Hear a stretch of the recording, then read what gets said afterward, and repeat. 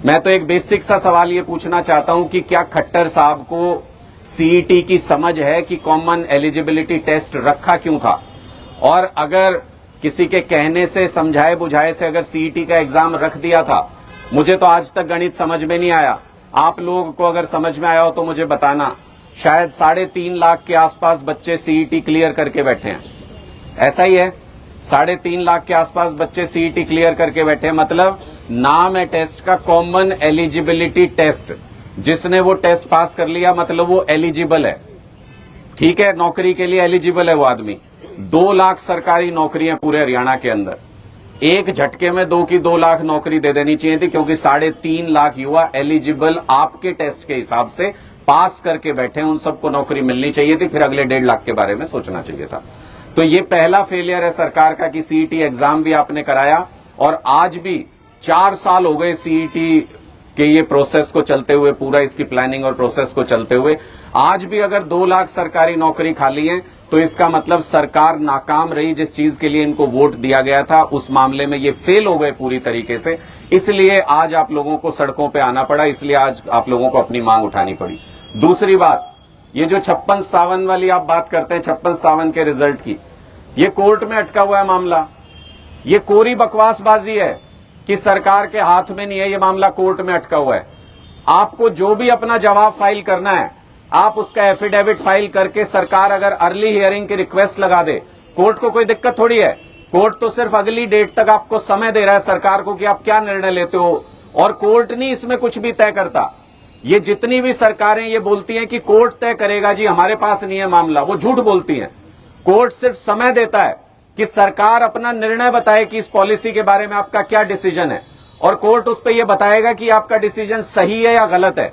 जब आपको पता चल चुका कि किसी एक वजह से कोर्ट ने ये आपका पूरा रिजल्ट अभी कोर्ट के अंदर फंसा हुआ है, तो क्या सरकार उसका संज्ञान लेकर के उसमें अपना एफिडेविट फाइल करके कि हम ये करेक्शन करना चाहते हैं, हम इसको इस तरीके से करना चाहते हैं, क्या उसकी अर्ली हियरिंग की रिक्वेस्ट नहीं दे सकती सरकार उसकी अर्ली हियरिंग की रिक्वेस्ट दे देती तो मुझे लगता है कि ये मामला कोर्ट से निकाला जा सकता है। ऐसे ढेरों उदाहरण आप पूरे देश में देखेंगे तो पहले भी बहुत सारे मामले हुए हैं जिसमें सरकार अपने आप चली गई कोर्ट के पास कि जी हम ये डिजायर्ड चेंजेस कर रहे हैं और इसके हिसाब से आप हमें रिजल्ट निकालने की इजाजत दे दो, और कोर्ट ने इजाजत उसकी दी है। तीसरी सबसे बेतुकी बात जो मुझे लगती है इस पूरे प्रोसेस में, अब ये कह रहे हैं कि ग्रुप डी की भर्ती कर लेंगे पहले। कैसे कर लोगे यार, कोई अक्ल नाम की चीज है कि नहीं है? कैसे करोगे? आपने ग्रुप डी में मान लो 15,000 पोस्ट पे भर्ती कर दी, कॉमन एलिजिबिलिटी टेस्ट है, फिर ग्रुप सी का रिजल्ट आएगा, उस 15,000 में से 12-13,000 ग्रुप सी में हो जाएंगे, वो सारे छोड़ के चले जाएंगे। एक तो आपकी पूरी भर्ती प्रक्रिया बकवास हो गई, उसमें कोई भर्ती हुई नहीं, सरकार का नुकसान, और दूसरा इन बच्चों का इधर से उधर चक्कर कटेगा, इनका नुकसान, और तीसरा जिन 12-13,000 बच्चों को ग्रुप डी में भर्ती मिल सकती थी उनका नुकसान, अब वो अगली भर्ती का इंतजार करेंगे। तो ये सारी चीजें ये दिखाती हैं कि सरकार बिल्कुल भी दिमाग नहीं लगा रही इस पूरे प्रोसेस में कि कैसे भर्तियां होनी चाहिए। और अंतिम बात, मैं बार बार खट्टर सरकार से ये सवाल पूछता हूं, आज फिर क्योंकि ये आपकी बेरोजगार छात्रों की एक महापंचायत हो रही है, आज फिर ये सवाल पूछता हूं, कोई तो दीन ईमान होता होगा, एक संवैधानिक पद पे बैठे हुए व्यक्ति की जुबान की कोई तो कीमत होती होगी। 6 जनवरी 2023 को मुख्यमंत्री जी ने आधिकारिक तौर पे अपने ट्विटर पे भी, अपने बयान में भी आधिकारिक तौर पे ये कहा कि ग्रुप सी और डी की 50,000 नौकरी साल 2023 के अंदर हम देंगे। ये 6 जनवरी 2023 का मुख्यमंत्री मनोहर लाल खट्टर जी का बयान है। मैंने उनको पहले भी कई मंचों पे खुली चुनौती दी है, फिर दे रहा हूं, 50,000 हो जाती है खट्टर साहब, बहुत ज्यादा। आपके शिक्षा मंत्री को गिनती विनती आती नहीं, हो सकता है हमसे भी नहीं गिने जाएं 50,000। मैं खुली छुट्टी देता हूं, 1,000 नौकरियों की साल 2023 के अंदर अगर खट्टर साहब लिस्ट सार्वजनिक कर दें, मैं राजनीतिक जीवन से संन्यास ले लूंगा, राजनीति छोड़ दूंगा। 1,000 नौकरी की भी अगर लिस्ट जारी कर दें, और अगर 50,000 का वादा करने के बाद अगर 1,000 नौकरी की भी लिस्ट जारी नहीं कर सकते तो उनको कोई हक नहीं है कुर्सी पे बने रहने का। उनको युवाओं से, हरियाणा के युवाओं से नाक रगड़ के माफी मांगनी चाहिए। इतनी बड़ी गलती उन्होंने की है कि वादा करने के बाद भी इन युवाओं का वादा तोड़ते हैं। फिर पॉलिसी आती है, मैं मैं बहुत ज्यादा पॉलिटिकल नहीं बोलना चाहता क्योंकि आप लोग सब छात्र हो। फिर पॉलिसी आती है, कहते हैं कि जो कंवारे रह गए उनको पेंशन देंगे ये लोग, है ना। कहते हैं, मैंने सिर्फ एक चीज पूछी थी,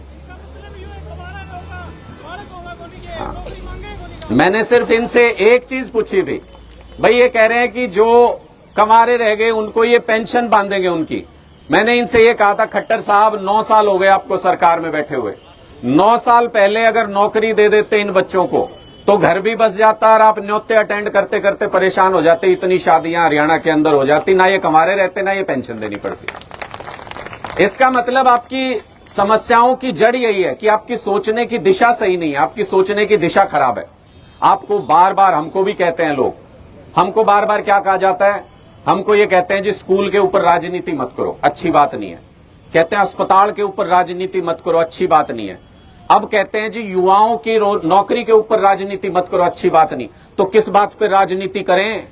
स्कूल पे मत करो, अस्पताल पे मत करो, बिजली पे मत करो, पानी पे मत करो, युवाओं के रोजगार, किस बात पे राजनीति करें? जात पात पे राजनीति करें, धर्म पे राजनीति करें, किस बात पे राजनीति करें भाई? जिस मुद्दे के ऊपर ये सारे, आप सारे वोट नहीं दोगे क्या जब चुनाव आएंगे? सारे लोगों का वोट है ना। वोट किस उम्मीद से देते हो? इसी उम्मीद से देते हो ना कि कल को हमें नौकरी मिलेगी। यही तो राजनीति है।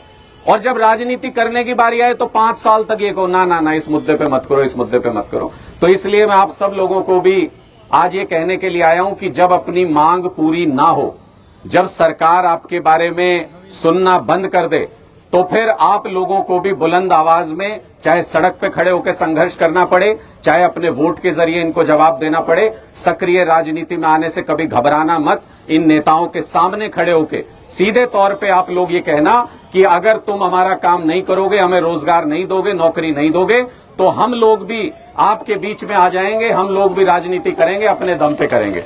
तो इसलिए आप सभी साथियों का बहुत बहुत आभार कि आप लोगों ने कम से कम अपने विषय के लिए, अपने मुद्दों के लिए पहला कदम उठाया, बाहर निकलने की हिम्मत की। और समाज के जितने भी साथी, चाहे वो किसी ऑर्गेनाइजेशन से हो, किसी भी पार्टी से हो, जो आज आपके साथ खड़े हैं, उनका भी बहुत बहुत आभार कि वो आपका साथ देने के लिए आज आपके बीच में पहुंचे हैं। एक बार बुलंद आवाज में भारत माता का नारा मेरे साथ बुलंद कीजिएगा। मैं समझूंगा कि आप तक मेरी बात पहुंची है और हम सब इस लड़ाई में एक साथ खड़े हैं। बंद मुट्ठी करके, हाथ ऊपर करके, पीछे तक सभी साथी एक साथ नारा लगाएं, भारत माता की, भारत माता की, इनकलाब, इनकलाब। और एक नारा अपने लिए अपना लो, या आप ही बच्चों में से किसी ने मेरे सोशल मीडिया पे डाला था, मुझे शब्द बशब्द याद है कि खट्टर हो या मोदी, इस बार वोटिंग रोजगार पे होगी। ये नारा इस बार अपने जहन में बिठा लो। बहुत बहुत शुक्रिया आप सब।